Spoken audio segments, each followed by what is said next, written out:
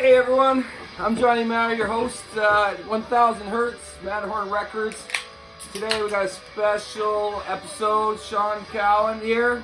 Cheers, buddy. Cheers, aka Citrus. It's me. What do we listen to today? We are listening to the brand new album by Big Mess, band out of Copenhagen. And yeah, Cool. Really great band. Album number 4 for them. Nice. Yeah, really good. Super catchy. So this episode is all about Shaun and his extensive record collection and part of the music scene for many years. A little introduction. Shaun, tell us about yourself. Okay, so about me, I'm that guy who's always done the behind the scenes stuff. I never had the wherewithal to front a band or play in a band. So from a young age, as soon as I got into punk, I quickly realized that anybody could and should be involved. So I did it. I put on the shows, I put out the fanzines, I did distribution, I sold records at shows, I toured, I did whatever I could to be a part of it, which I continue to do now. It's basically, and now I'm getting close to 50 and it's still a big part of my life. That's awesome. Well, yeah, this scene would not work without people like you, And it's a thankless job, but I love doing it, No, that's awesome, man. Cheers. Tonight I'm drinking Checkmate Pilsner from Off the Rail Brewery, and what are you drinking there, Sean? Slow Hand, Galaxy Pilsner. Slow Hand, in my opinion, best brewery in Vancouver. Nice. Yeah, big Local fan. beers, check them out. They don't sponsor the event, but one day, the show, but one day they might, and that'd be nice. You will take a 4-pack for free, right? I will. All right, man. So right. we got some records to show off. You've been collecting for many years. I have been collecting for a very long time. Mm-hmm. So kind of what the theme I went with today is, I'm about to turn 50. Yeah. That happens next month. Yeah. So I've been doing a lot of reflecting. And so what I usually find when I start reflecting about things is music really ties in. If I ever try and remember what city I lived in a certain year, I have to recollect the records that came out, the shows I saw, or the band I was on tour with. So this has really resulted in me thinking about music a lot over the last month. I've actually been working on a Spotify playlist with 100, supposed to be 100 songs that made me get to 50. Kind of songs that inspired me.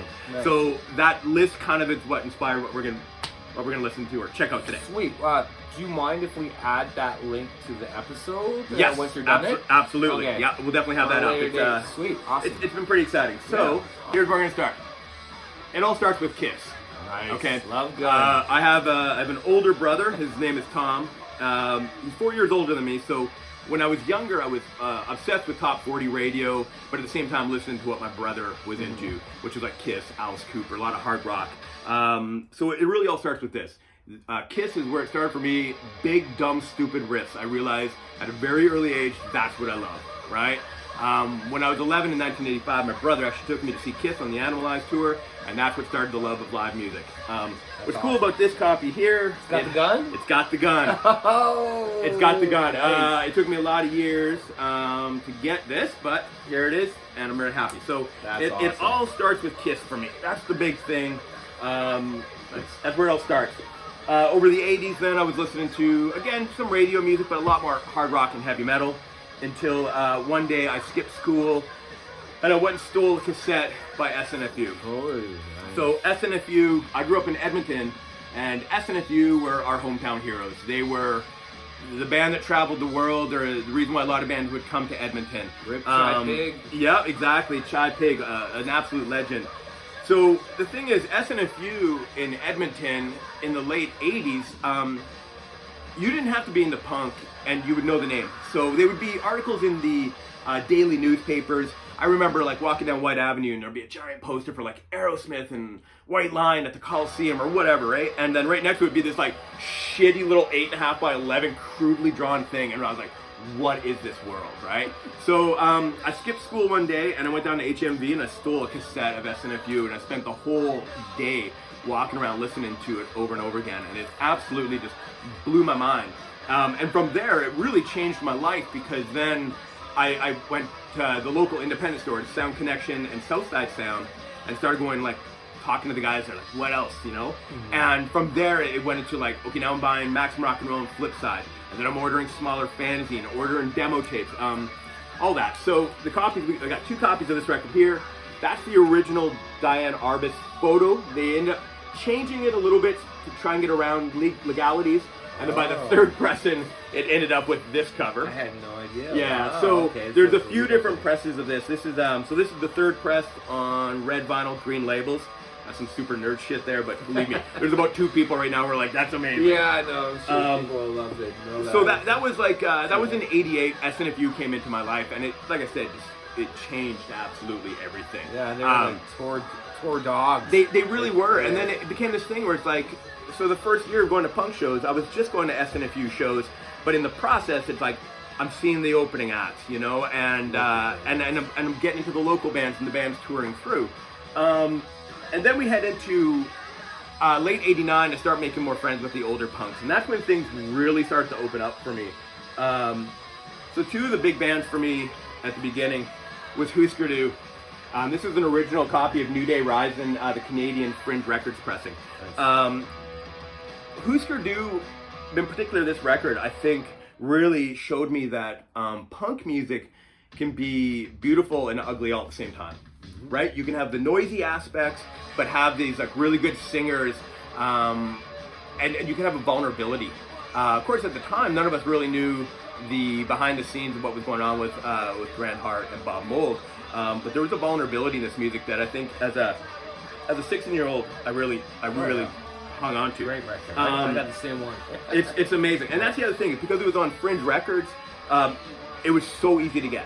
Like all that Fringe Record stuff that got licensed up here in Canada was it was at every mall, right? I didn't get my copy at a mall, but I'm saying like if you lived in a small town, you know, like Kamloops, you could walk down to the mall, right? Widely available. Yeah, exactly. So, and another really important band I discovered at that point, Stiff Little Fingers. This is an original copy on celluloid. Ooh. I honestly say Stiff Little Fingers. So I discovered the Clash first. Yeah. And then I discovered Stiff Little Fingers. And what I thought, my very first thought was, they're an angrier version of the Clash. Yeah, definitely. And I didn't know a lot about the politics of Northern Ireland at the time, but what little I did know is like, well, this makes sense that they would be angrier. Yeah. Right? Oh, yeah. The Clash, you know, I love that band, but Stiff Little Fingers is singing about the politics that, you know, somebody's bombing their neighborhood. Yeah. Right? Ireland, they had it rough. Exactly. And honestly, when I think about Stiff Little Fingers, in regards to what I listen to now, it all comes down to this record. It's like, it's the gravel vocals, it's the slightly out of tune vocals and guitar, rough around the edges, but there's a melody there and there's a heart and soul to it. Yeah. And I really think like the band that listen to, like I could discover a brand new band right now, and there's a chance you could say, well, there's a lineage sound-wise to Stiff Little Fingers. So as I'm discovering those 2 bands, they're really influencing what I'm listening to old and new. And then the third band that came in 1990, a big one for me, is Jawbreaker. Oh yeah. When I first heard Jawbreaker Unfun, it was an interesting. I was in a car on the way out to a protest with some friends, and my buddy who was booking shows is like, "Hey, I'm booking a show for this band Jawbreaker from the Bay Area. Let's take a listen to this tape." And it was just a blank cassette, and he throws it on, and it was this record before it was released. Oh wow! And it was just like I get goosebumps thinking about it, because it's like we're driving out to St. Albert for this protest, and we're just listening to this, and it was everything I needed to hear, you know, at that exact moment. Actually, I tend to put a lot of my flyers and posters inside records. Oh, so cool. So there we go. That is the flyer from the 1990 show. 1990 Jawbreaker in Edmonton. Wow. So Three-legged dog. Three-legged dog from Missouri, and the Pleasure Monks, which was my friends Rusty and Rich. So cool. Rich, Rusty, and Stu. And so they played this show, and then the next night they had a show, Saskatchewan, Winnipeg, something like that, and it got canceled as they were in Edmonton, so they decided to play a second show. So in 1990, we were lucky enough to see Jawbreaker do 2 shows in Edmonton. Wow. That kind of looks like my dog Anna on the back. It does look like Anna. Very much does. Wow. Funny thing about this press is this is the Black Ball press. Mm-hmm. This is the one the band self-released a few years ago, the repress. The reason I don't have an original, okay? The reason I don't have an original is at the show I helped Jawbreaker sell merch. I sold their merch for a couple nights. Yeah. And they gave me a t-shirt, which I still have. And then they said to me, do you want an LP or a cassette? And at that point in time, I was 16. My days generally consisted of telling my parents I'm going to school, and then either going to the library downtown and sleeping, or walking around and listening to tunes. So I knew what my plan was the next day. I was going to be listening to the tunes. So I was like, I'll take a cassette. So then they opened up an LP, and as a consolation gave me this lyric poster. Oh, that's cool. Right? I can't remember if it was in the original press or if it was just that they had these at the merch table. It's pretty funny. Wow. So I ended up with a cassette and a giant poster. With all the lyrics. With all the lyrics, which That's is cool. super rad. They were really nice guys, and I was like, I'm 16 years old. I'd never met them before, and they're like, here's our merch table. Here's a bag of coins to give for change. Can you help us out? It's kind of cool. Nice. So those three bands, like Husker Du, Stiff Little Fingers, Jawbreaker, really informs so much of who I am and what I listen to this day. Makes sense. Like previously, he did not show me what records he's showing off for this show, and I'm learning too, and it all makes sense. He's gonna flip the record, but it all makes sense. Knowing Shaun for a bunch of years now, and knowing what he's into, this all lines up. Absolutely lines up. I love the records. I love the gravel vocals, and I love the melodic guitars. All right. Also in 1990, I was lucky enough to see the band All. Oh. Now, anybody who knows me knows I absolutely love the Descendants. They're one of my favorite bands. But the honest truth is, it all started with All. I was 16 years old. I had heard a couple Descendants songs, DJ nights at the radio station, whatever. And but my friend Rusty again, was doing a show for All. And so I went down to the record store and I picked it up. As you can tell, I've had this copy since 1990. It's been through a few parties. Once again, we got a treat. There we go. That's the flyer. Oh. That's the flyer from the 1990 show in Edmonton with ninth configuration. It's an original copy of that flyer. So Descendants were a band that I got into probably about 6 months later. But it started with All. And again, I think when I was 16, I was a big fan of John Hughes movies, so I think vulnerability and awkwardness was a huge part of who I was, and I found punk bands that kind of helped me get through that, Right. I think with All, there was a lot of like broken-hearted love songs, but then when you get to the Descendants, you realize it really speaks to the nerds and the outcasts such as ourselves, because it's like girls don't love them, and they fart, and they have dumb jokes amongst their friends, and it's like, well, shit, isn't that? I mean, that's us now, dude. Like, just worse. Exactly. We're dad jokes without having dad. All right, so then another big band for me in the early '90s was a band called Moral Crux. Oh yeah. Moral Crux were from Ephrata, Washington, middle of nowhere, Washington State. So Moral Crux. So musically, a band I absolutely love. As people, they were really important for me. They came up to Edmonton a handful of times, and my friends would put on the shows, but we would hang out with them. They'd be in town for 2, 3, or more days, and these are the guys who introduced me to the Undertones, right? Like, I remember them doing a cover of Teenage Kicks, and I'm like 16, 17, somewhere in that range, and I'm like, what was that song? I don't know it on the record. And they're like, oh, dude, that's a, cover. Yeah, and so they were actually the ones who, Bob Marley, like, pointing me past the crappy Bob Marley and introducing me to the good stuff. And James, the singer, I remember being so envious, right? Because I'm this like long-haired, pimple, skinny fucking loser, and James shows up and he's got this bleach blonde coif, fucking just a perfect hat, leather jacket, tight pants, creepers, and I'm just like, looks good, dude, man, like, look at you. And then so over the course of the years, they would come back and we'd hang out, and then I was lucky enough to, along with my friend Dave, do a show for them, opening up for the Vibrators. Wow. So this show tanked. Vibrators and Moral Crux. This would have been, I want to say, 1993. Yeah. $6 advance. Pretty damn funny. Yeah. But they were a very important band. It's funny. I think about these bands I listening to when I was 16. Not only do they sound good now, but I see that I'm still seeking out bands that sound like them. I know I keep saying that, but it's still true. So they were an incredible band. I just was introduced to them recently. I bought a collection with a bunch of Moral Crux. I'd never heard of them before. Wow. And the one that you actually have has all their autographs on it. Yeah. I have to chuckle at that. I think that's great. They're one of those bands I like to say is like they're like a secret band. The people who know them flip the fuck out. Billy Bones, he's a huge fan. I think we actually brought him through Kamloops a few times. So like Jeffy Pop, Billy Bones, those guys are all big fans. So around, where are they from? Ephrata, Washington, which is kind of halfway between Yakima and Spokane. Yeah. Middle of nowhere, right? So, around this time too, I'm discovering a really great label called Lookout Records out of the Bay Area. So, you know, when you first get into any sort of music, whether it be metal or punk, whatever, you have your starter bands. You're easy to find, right? Your Dead Kennedys, your Ramones.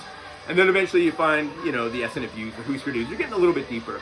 But then there's always that pivotal moment where you find your thing. Like you're like the niche. These are the bands that are coming out now. These are the labels, and you're there on ground zero, right? So Lookout Records was the one for me.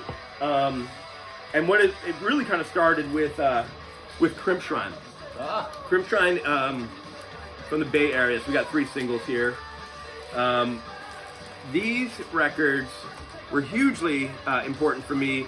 In lyrical, they had like a personal politics sort of thing. They really spoke about like just how hard it is to grow up and the feelings and trying to get through life. And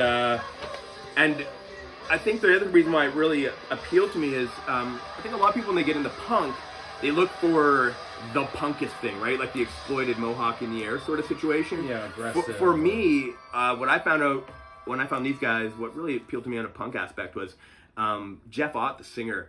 He really couldn't sing. Like if you take the singing of Stiff Little Fingers, Jake Burns, and you put more marbles and razor blades in his mouth, you kind of come up with his voice. And like bands like this, you could hear like them hitting their mouth on the microphone, and everything kind of seemed like a little wonky musically, and in a weird way, it's what appealed to me. There was a real heart and soul to it.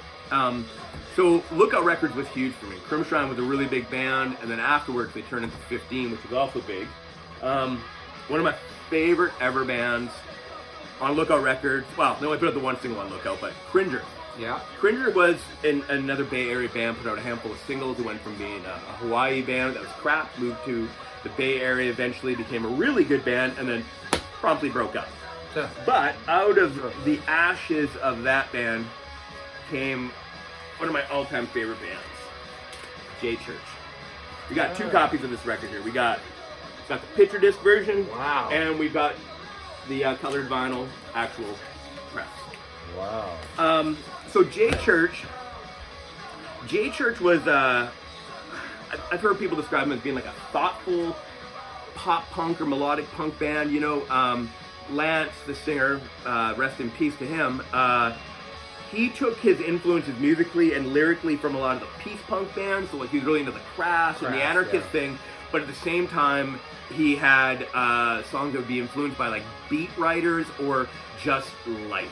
You know what I mean? The name itself, J Church, is actually a trolley car line in San Francisco. It runs through the Mission and so a lot of their songs really involved localized references as well, right? So you could be singing a song that was very political, but then you could have a song. Like whenever I go down to San Francisco, there's a few coffee shops and burrito shops I stop by just because Lance sings about them. But they were another band that was really exciting to get into in the 90s because they released a lot of records, right? Like an insane amount of records, and because pre-internet, you didn't know, so you'd go down to the record store like, oh look, a new J Church 7-inch. Come down a week later, like, oh, there's 2 more, and then it's like, it's an insane amount of like LPs, double LPs, 10 inches, singles. I think I got a 3 single set as well, like just an insane amount of records. So I'm at the point right now, I'm only missing a couple of records, and it's a massive catalog. Go on Discogs and look at it, and you'll be like, most people like who discover J Church will be like, oh, I like this band, maybe I should try and get some records. So and it's hard to get into because it's so huge, you know? Are you like a completist band with these guys, or are you a completist band with anybody? I am with a lot of bands, J Church for sure. Just 2 months ago, I made my first dive into test pressing for J Church. Oh wow. And I'm always torn about test pressing because really nothing special about them. Pretty strange. They can be pretty expensive, and if you're lucky, you get some sort of special cover or some sort of handwritten stuff. And you'll see one of those coming up here. But I just happened to luck into a LP test pressing direct from the label, and money-wise, it wasn't too bad.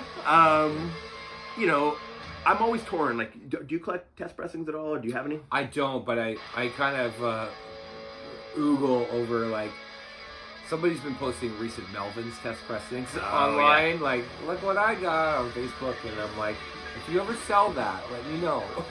And there's certain bands, like I'm a completist like you, but certain bands, and those certain bands, yeah, test pressing of like Swan's record or something would be awesome. The hardest part for record collecting is to figure out what is a test pressing worth. Yeah. Because the reality is a test pressing that's just in a plain white stock sleeve, nothing written on it, there's nothing to it. There really is no reason. Unless it's like a rejected test pressing, that sort of thing. But you can't really put a dollar value. It's like, what are you willing to pay? Yeah, it's like for the ultimate fan, right? Like even my records I press with my bands, it's like I remember doing a 7-inch pressing for an Ion back in the day, and we got 3 test pressings in the mail. And we sat around as a band, we listened to them and made sure there was no like, well, you know, we liked the sound and everything. There was no hiccups.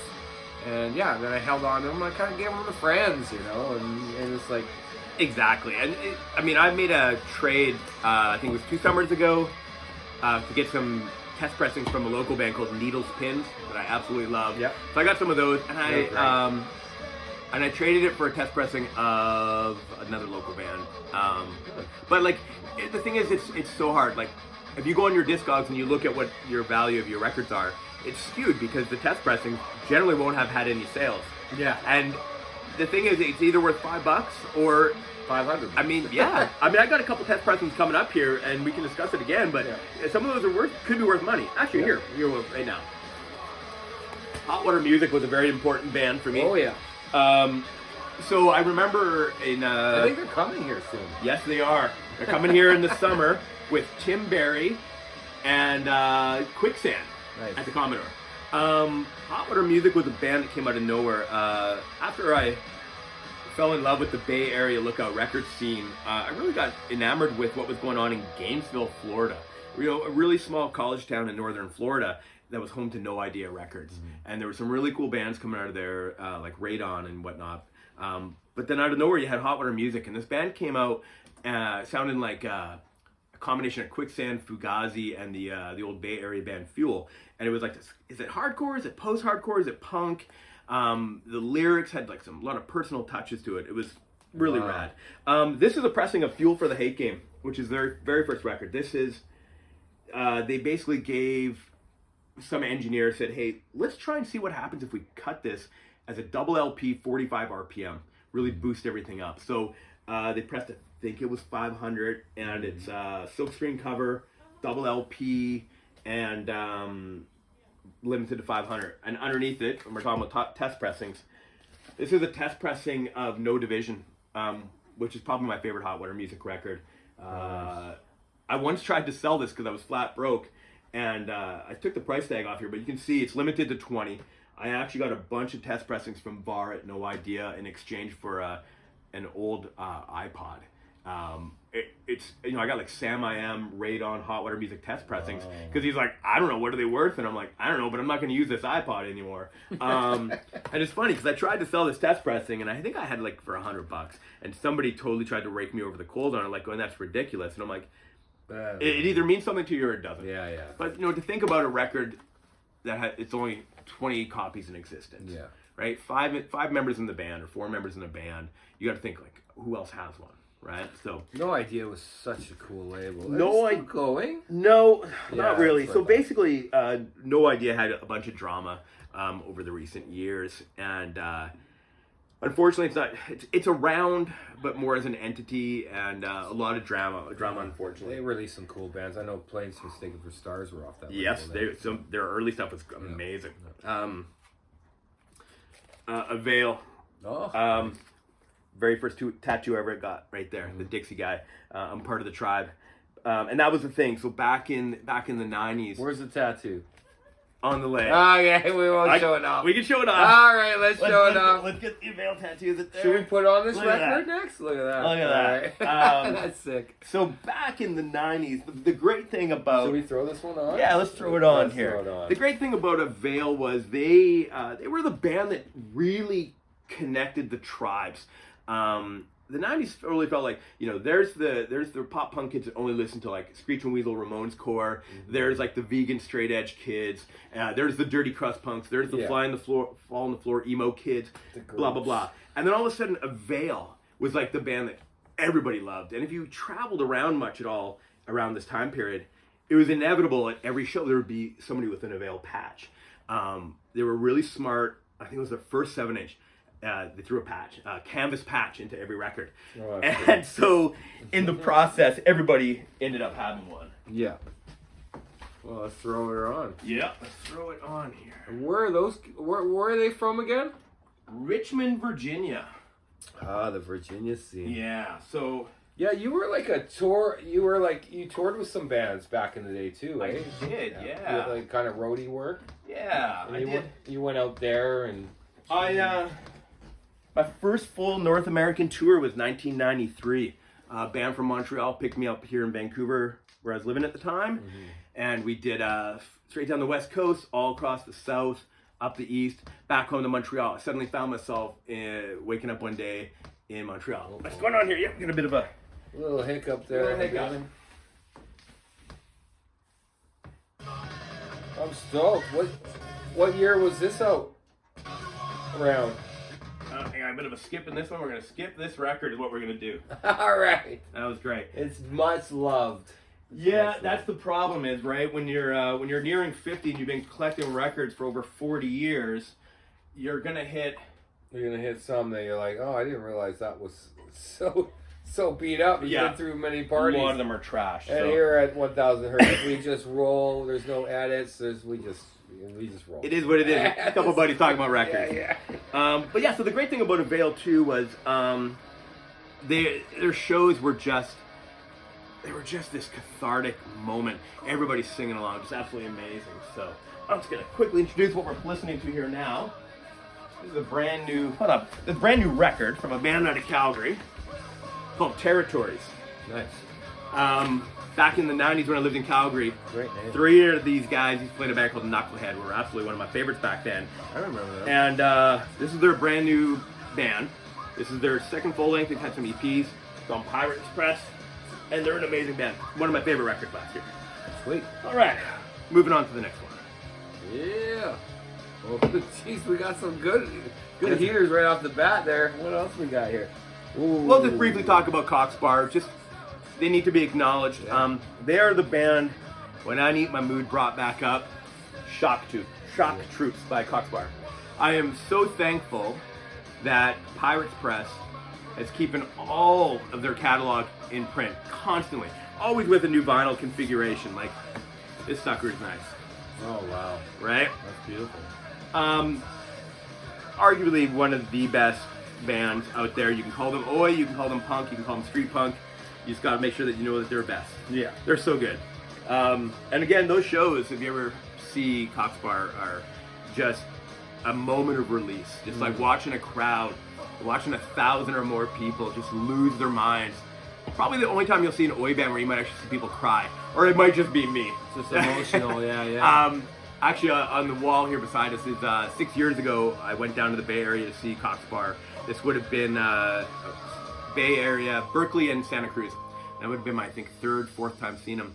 And I'm not even kidding. It was like my life was in a weird change rate at that point. And they came on stage and started playing, and I just started crying. It was just this moment of like, I need this so badly right now, you know? Yeah. Okay, so we were talking about me being on tour. This is one of the bands that toured us for a while. This is Modern Life is War. Oh, nice. So, actually, you know what? Before we get to this one, I'm gonna kind of a bit of a lead up to this one, really. In the late '90s, hardcore was kind of going in a really weird with, you know, there was like all this like tough guy metalcore, metalcore, and then there was all this youth crew, and things were just really bizarre. And then all of a sudden in the early 2000s, this whole new crew of bands started coming out. Bands like American Nightmare and the Suicide Bomb.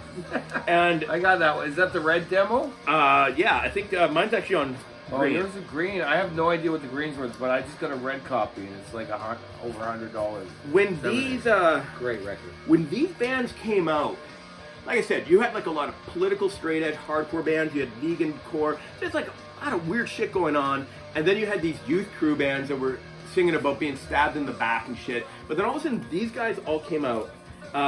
There's a lot of bands that came out of that, but these two in particular, what was great about them is the music was a little bit different, especially with Suicide Bomb. They had a little bit more of a punk vibe to them, but the lyrics, these lyrics were about anxiety and depression and just like trying to figure shit out.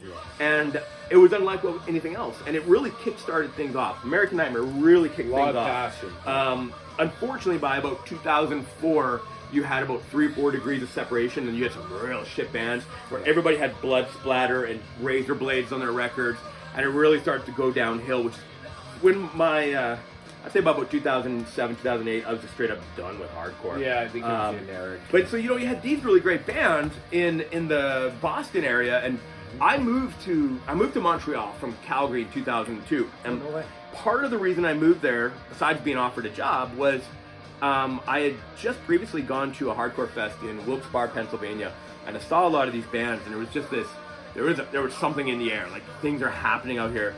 So I moved out to Montreal with the idea that I'd be closer to all these scenes, and by early 2003, I'd made friends with some really good dudes in Montreal, in particular my friend Sketchy Dan. Shout out to Sketchy Dan. That dude fucking rules, and he's still going, and he's still putting on shows, and Dan is like this amazing guy who none of us owned a car, but we convinced people to rent a car on their credit cards, and they would hand us the keys, and we would cross the border and drive to like Philly, Boston, New York, upstate Pennsylvania, like all these places to see amazing bands. And we figured out the trick of, if you rent a car at like 6 in the morning when they open up, the 24-hour window ends when they open up the next day. So even though you're supposed to have the car back at like 9, right? But as long as the car's in the parking lot, you're good. So we would do these crazy drives to Boston, see a show, and just gun it back and be away for like over 24 hours. We got in at least one really bad accident where I thought we were all gonna die. Anyways, in amongst all these really great hardcore shows and really great hardcore scenes, Modern Life is War popped up. And at first, the first thing that I think everybody was kind of talking about with them was they were from Iowa. And it's like, really? Like, not even just like a cool city in Iowa, if there is one, but Marshalltown. Like, they were from like a really small, middle of the field town. And they came out with this hard-hitting, like American Nightmare, but more infused with, like, let's say, Unbroken. And they were just this powerhouse, like, just amazing lyrics and really good. Around that time, I ended up becoming friends with the guys. It actually all started with me trading a Bad Brains promo poster for a copy of their first 7-inch. That's how my friendship started with these guys. And then in 2005, after being friends with them for a few years, I had just left my job. The whole reason I was in Montreal, and Jeff, the singer, was just like, "Why don't you hit the road with us, man?" And I was like, "All right." They were about to go out on a tour with Terror, Comeback Kid, and I want to say Sinai Beach was on that tour. Terrible band. But it was an amazing time because Comeback Kid had just come out with Wake the Dead and all that. Yeah, exactly. It was just this amazing tour. So, I ended up doing over the course of a year and doing 3 tours. 2 full North Americans and 1 East Coast. What we have right here, so the band played a final show, of course, like everybody. They're back! But they played a final show in Marshalltown, Iowa in 2008. If you look here, you can see this is number 40 out of 65. Oh, wow. This contains their 3 LPs, a 7-inch, and all kinds of other goodies, photos, booklet. Every single one of these had a packet with specific photos. Like, it made a whole bunch of different prints and threw them in. So they decided, everybody knew this thing was going to be for sale at the final show. And they were smart because they knew that everybody would have them destroyed if they bought them before. So the second the band ended, everybody knew Big Joe from Lifeline, who's a fucking amazing dude, by the way. Big Joe was going to be selling these at the table. I think I ended up behind the merch table one last time at that show because it was insane. But it was suddenly like everybody traveled to Marshalltown, Iowa for their final show, and then everybody slammed the merch table to get these. End is here. It's amazing. I love it. The only copy of this that has ever sold on Discogs was Jeff the Singer's copy. Went for just shy of $500. That was 8 years ago. Wow. I honestly believe that if this record were to pop up, it could go for over $1,000 right now. Because 65 copies in existence, and only one's ever sold online, right? Okay, so that takes me up to 2005. So like I said, I did the 2 tours with them. Yep. My last tour with them was in January of 2006. An East Coast jaunt, and I came home from that tour, landed back in Montreal, got off the Greyhound and went, oh, that's right, I don't have a home. It's winter in Montreal. I don't have a home. I know that feeling. So I call up my buddy Mean Jeff, and I'm like, Jeff, I got nowhere to fucking stay, man. He goes, come on over. So I ended up staying on Mean Jeff's couch for a couple of days, and I think it was on the 3rd day I was out walking around. I was walking into a travel agency, and I was like, in the next, like, let's say 6 to 8 weeks, what would be the cheapest one-way flight to Vancouver? She goes, Valentine's Day at 7 p.m. And I'm like, I'll take it. And that was my decision to move to Vancouver because I didn't know what I was going to do after a year of touring. So, wow. Yeah, that is it, man. That is roll the dice, so random. Yep. That's cool. So I came out here to Vancouver, and I hadn't lived here since 1995, 96, somewhere in that range. There was a lot of ghosts for me in this city when I came back. You know, it's Vancouver. You would agree. Vancouver's a weird city. It is. It's not for everybody. It's not for everybody. When things are good in Vancouver, like they are right now, it is the best place. Like shows are great right now. We got a lot of great local bands, but Vancouver can be but it's like also tough too because it's like one of the most expensive cities in North America to live in. Like, you know, food's so expensive. Exactly. Like, you know, you need to actually. You can't just be a punk on the streets anymore. Exactly, and that's kind of my point. Yeah, when I lived here in the 90s, me and my friends were just punks on the street. When I came back in 2006, I lined up a job before coming out here, which was great. But I came out here and things were cheap back in 2006. It was great. Oh yeah. So I came out here and I started working at Scratch Records, the legendary Scratch Records downtown, and just like when I lived here in the 90s. Jeffy Pop, fucking Keith Perry. It was like a good crew of people. Perry, that's right. And speaking of Jeffy, so when I started here, of course, Jeffy and me fucking clicked. Like, he's truly like my brother from another mother. I've even punched him in the head once, you know. It's great, man. What made you do that? He's so nice. We were fighting over a record, and he slammed he almost slammed my fingers in a door. Oh yeah. And so I just like, God damn you! That would. And then we howled about it, man. That would be on. Yeah. It was great. Really, like, yeah, that guy's great. It was a fly on the wall. So I was really lucky because when I came out here, I was disillusioned with hardcore. After going on 3 tours and living on the East Coast, I saw things going from being like cool bands and things being pretty rad to all of a sudden there was fights at shows and there was a lot of gang stuff happening on the East Coast. I'm just going to check the lighting. And we had a lot of gang stuff on the East Coast. So anyways, I come out here feeling a little disillusioned with hardcore, and I've always been a fan of pop punk, street punk, oi. Yeah. And coming out here and meeting Jeff, it reignited my love of melodic punk music. And at the time, Jeffy was just fresh into his band, The Transmitters. So I move out here. Jeff tells me, you know, he's playing in this band called The Transmitters, and I see him probably play about a month after I come out here, and it was everything that I needed, and it was like it made me so happy to be in Vancouver because it's like there was these good people at the show. The Transmitters were amazing, and during that time when we were working at Scratch, they put out a host of singles, which is what this is a compilation of, and it was just great. It was just like this. They would always play shows. There'd be hundreds of people, and everybody's having fun. Yeah. Behind this, we've also got a Transmitters test press. Oh, nice. This one's kind of fun because if you actually look, it says... there's a set list, too. Yeah, that's right. Got a set list in the LP. And if you look on on the middle here, it actually says it's for Citrus, right? Citrus's copy. I won't show the message on the other side. It is from Gord from Deranged Records. He wrote on the back. I will read some of it. He wrote, 1, this is not for eBay auction. Number 3 is not to be given to girlfriend. And number 2 is that I'm specifically not to sell it to one person. I'm not going to name who it is, but there are instructions. I want to read. I don't want to create any drama. Yeah. But it was amazing. So, I come out here and Jeff's playing in this great band, and I'm meeting friends. Yeah, Jeffrey's great. Like, he's from Kamloops as well, same place as me, and I remember him from back in the day, and it's funny going to Scratch Records and running into him. And then years later, seeing the transfer, it was a great band. Great band. If you don't know them, check them out. They're playing, and they're back playing shows again. Jeff also had the band called Fashionism there for a few years that were fantastic.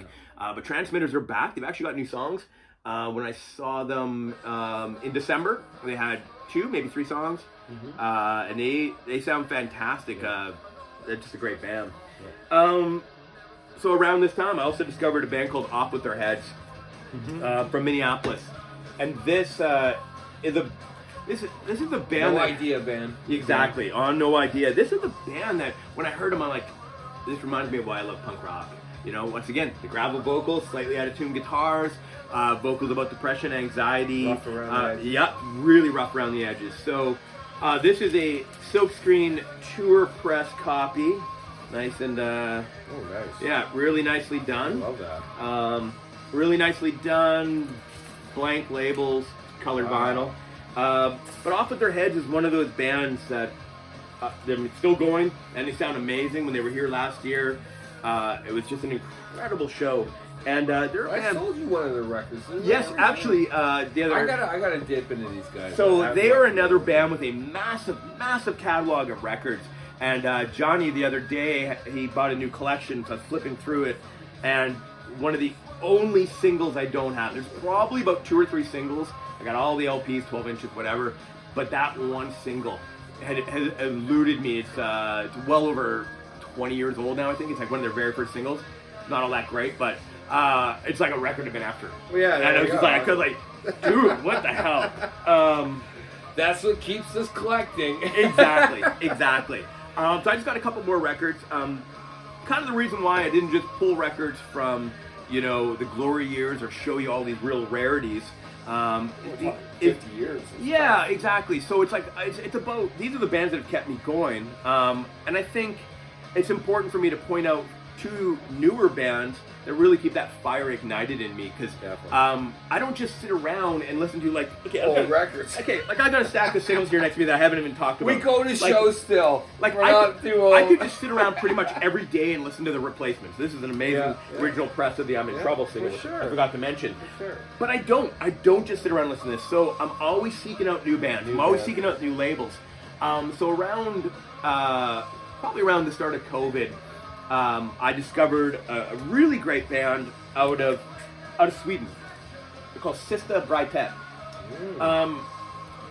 Melodic, maybe a little Clash influence. They kind of remind me of the old Swedish band Randy in some ways too. And it's all sung in Swedish. Okay. And I was never a person who seeked out the foreign punk bands in the foreign languages for no real reason. I just never did. But Sister Brytet really spoke to me, and it ignited this. I just started seeking out all these Scandinavian punk, and I discovered there's a shit ton of great bands. And that led to last summer, Sherry and I actually going to Scandinavia, and I spent probably $2,000 on records, just flipping through the bins, and it's like, oh, here's all the Rotten Minds records I don't have. Here's all the Statue or Dahmer, it's like all these bands. And then I was like, same time, I'm finding new bands, and it was a really important band to discover, because it was like, this was like 4 or 5 years ago. I'm in my mid-40s, and it's just so exciting to find a brand new band. Yeah. Flipping it over there, Johnny? Yeah, I got it, man. Yeah, you got it figured out? Yeah, no, that's what keeps us going, right? The new stuff. Exactly. And then the other new band that I want to talk about really quickly is The Drowns. Again, Pirates Press. For me, this is like, you know, we've talked about No Idea Records. We've talked about Lookout Records. One of the big labels for me right now is Pirates Press. They put out a lot of really good street punk.